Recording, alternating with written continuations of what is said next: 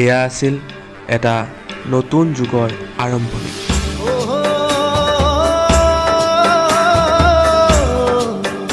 চন 1990 চন।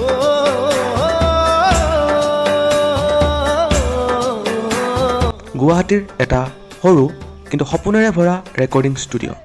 বাহিৰত দি আছিলে বৰষুণ।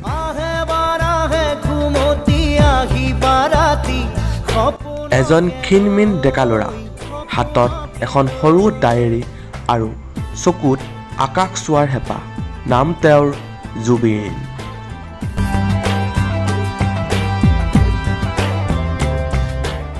ষ্টুডিঅ'ৰ ভিতৰৰ সেই বিশেষ গোন্ধটো, য'ত যন্ত্ৰপাতিৰ শব্দ ক্ৰিয়েটিভিটিৰ এক মিশ্ৰণ।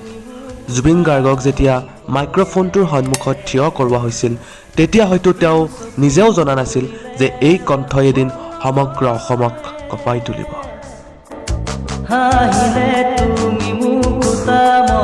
জুবিন দাই হেডফোনডাল কাণত পিন্ধি ল'লে। চাৰিওফালে কেৱল নিস্তব্ধতা। তাৰ পাছত আৰম্ভ হ'ল সেই যাদু। তেওঁৰ কণ্ঠৰ পৰা নিগৰি আহিল প্ৰথমটো সুৰ।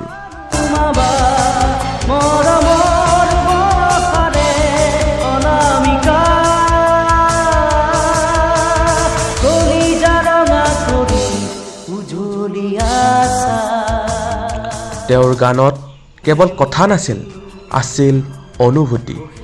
সেই সৰু কোঠাটোৰ পৰাই জন্ম হৈছিল অনামিকাৰ দৰে কালজয়ী সৃষ্টিৰ আগজাননী।